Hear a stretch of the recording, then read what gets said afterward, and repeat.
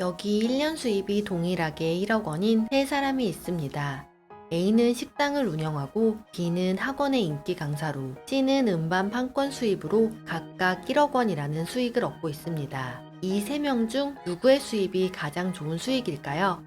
정답은 C, A, B 순서입니다. 이유는 연수입 안에 숨어있는 추가 자산의 가능성 때문인데요. 먼저 인기 강사인 B는 몸이 아프거나 학원 문이 닫게 될 경우 수입이 0원이 됩니다. 그렇지만 A의 경우 식당을 정리하면 권리금을 통해 몇 년치의 수익을 보장받을 수 있는 가능성이 있고 B는 만들어 놓은 지적 재산을 통해 추가적인 일을 하지 않고도 지속적인 수입이 발생하게 되는 거죠.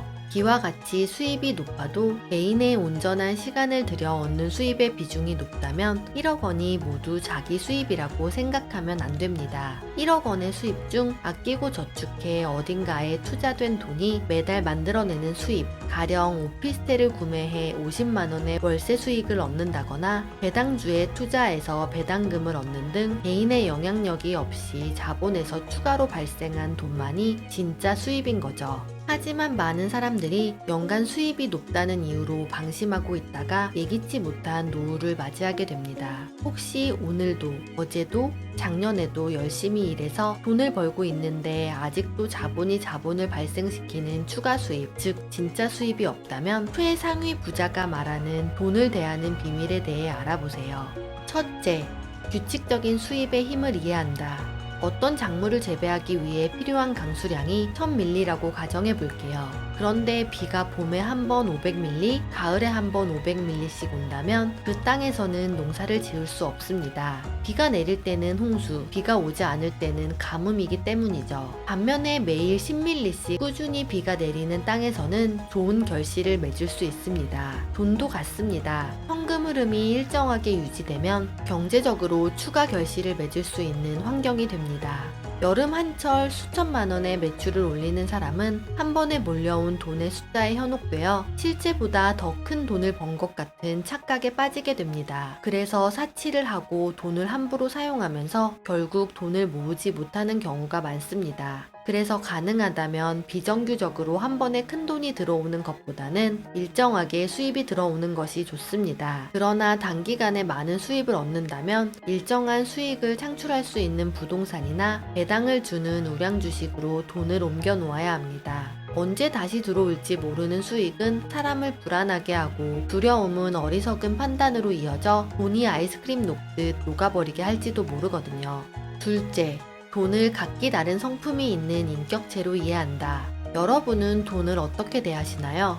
돈이 인격체라고 말을 하면 누군가는 받아들이기 어려워할 수도 있습니다. 하지만 우리는 돈을 하나의 인격체로 대해야 합니다. 회사도 인격을 부여받습니다. 법인에서 인자는 사람 인자를 사용합니다. 법인을 하나의 인격체로 보고 사람과 동일하게 소송을 하고 소송을 당하기도 하며 개인과 협의하거나 협력할 수 있는 하나의 주체로 인정하는 것이죠. 돈은 법인보다 더 정교하고 구체적인 인격체입니다. 그래서 돈은 자기를 소중히 여기는 사람에게는 붙어 있기를 좋아하고 이자라고 부르는 자식을 낳는가 하면 돈을 함부로 하는 사람에게는 결별을 선언하기도 합니다. 돈을 인격체로 받아들이고 깊은 우정을 나눈 친구처럼 대해보세요. 그렇게 마음을 먹은 순간부터는 돈을 기품 있는 곳, 사랑하는 사람과 보호해야 할 가치가 있는 곳에 사용하게 됩니다. 그럼 이를 지켜보고 있는 돈이 더 많은 돈을 불러올 것입니다. 셋째, 돈이 가진 중력의 힘을 이용한다. 돈에는 중력의 힘이 있어 가까이 있는 돈을 잡아당깁니다. 한 달에 300만 원을 버는 사람이 10억 원을 모으려면 한 푼도 쓰지 않고 27년을 모아야 합니다. 급여의 반만 모으면 50년이 지나야 모을 수 있는 돈입니다. 하지만 10억 원을 가진 사람 중 이런 식으로 돈을 모은 사람은 없습니다. 모두 돈의 중력을 이용하는 것이죠. 10억 원을 모으기 위해서는 1억 원이 필요하고 1억 원을 모으기 위해서는 1천만 원이 필요합니다. 1천만 원은 매월 100만 원씩 10개월을 오롯이 100% 자신의 노력만으로 모아야 하지만 두 번째 1000만 원은 95%의 노력만으로도 가능합니다. 첫 번째 1000만 원이 이자나 투자를 통해 자체 자본을 만들고 있기 때문입니다. 이렇게 두 번째 1000만 원은 9개월, 세 번째 1000만 원은 7개월, 그 다음은 5개월로 줄어들어 들어 마지막 1,000만 원은 불과 20-30%의 힘만을 들여 만들 수 있습니다. 이 중력의 원리를 알고 나면 이전보다 훨씬 더 쉽게 돈을 모을 수 있습니다. 넷째, 돈의 특수 상대성 원리를 이해한다. 특수 상대성 원리는 정지한 사람과 움직이는 사람의 시간은 다르게 흐른다는 것인데요. 이 특수 상대성 원리는 돈에도 적용되어 같은 액수의 돈이라도 출처에 따라 돈의 시간이 다르게 흐르게 됩니다. 그래서 월급날은 천천히 돌아오는 것처럼 느껴지고 이자나 공과금을 내야 하는 날은 빨리 돌아오는 것처럼 느껴지는 거죠. 이 시간의 상대성 원리는 투자를 할 때 더욱 확연히 차이가 나게 되는데요. 시간이 많은 여유 있는 돈은 투자에 들어가면 돈이 다른 친구를 사귀고 연애를 하며 아이를 낳을 때까지 의젓하게 기다릴 수 있습니다. 한 곳에 자리를 잡고 10년, 20년 배당까지 받으며 살림을 차려 다른 수익을 만들게 되죠.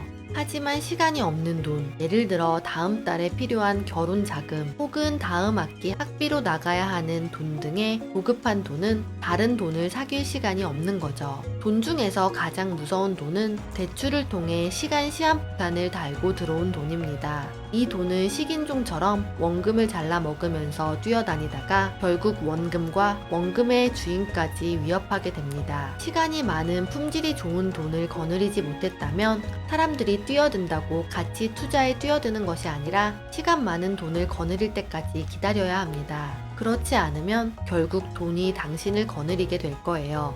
다섯째, 빨리 부자가 되고 싶으면 빨리 부자가 되려고 하면 안 된다. 부자가 되려는 사람들이 가장 많이 하는 실수는 빨리 부자가 되려는 마음을 갖는 것입니다. 빨리 부자가 되려는 욕심이 생기면 올바른 판단을 할 수가 없습니다. 이익이 많이 나오는 것에 쉽게 현혹되며 사기를 당하기 쉽고 마음이 급해 리스크를 살피지 않고 감정에 따라 투자를 하게 되기 때문이죠. 운이 좋아서 빠르게 성공을 해도 무리한 투자나 많은 레버리지를 사용하는 버릇을 버리지 못하고 허망한 꿈만 쫓다가 재산을 잃게 됩니다. 자수성가로 부자가 되려면 4가지 능력을 배워야 한다고 하는데요. 돈을 버는 능력, 돈을 모으는 능력, 돈을 유지하는 능력, 돈을 쓰는 능력입니다. 이 4가지 능력은 각기 다르고 부자가 되고 싶다면 모든 능력을 골고루 배워야 하기 때문에 부자가 되는 데는 시간이 걸리는 것이 당연한 일입니다. 그래서 책의 저자 김승호 회장은 40살에 부자가 되는 것도 너무 빠르다고 이야기하는데요. 빨리 부자가 되려는 마음은 누군가와 비교하거나 과시하고 싶은 마음이 본질입니다. 이런 마음 때문에 빨리 부자가 되려 하지 말고 차근차근 집을 짓는 것처럼 부를 쌓아 나가야 합니다. 현대인들은 삶의 가치가 부의 축적보다 중요하고 돈보다는 자유를 원한다고 이야기합니다. 하지만 현대 자본주의 사회의 틀 안에서는 자유를 얻으려면 막대한 돈이 필요한 것이 사실입니다. 돈이 있어야 나와 내가 사랑하는 사람들을 자유롭게 보호하거나 도울 수 있고 남에게 신세지지 않고 살게 해줄 수 있는 가장 평범한 가치를 지킬 수 있습니다. 가난의 바닥부터 지금의 위치까지 올라오며 경험해본 김승호 회장이 알려주는 부자로 살고 싶은 사람이면 알아야 할 돈에 대한 속성에 대해 더 알고 싶다면 책 돈의 속성을 읽어보세요. 나를 바꾸는 시간 셀프메이드 구독하고 더 나은 자신을 만들어 보세요.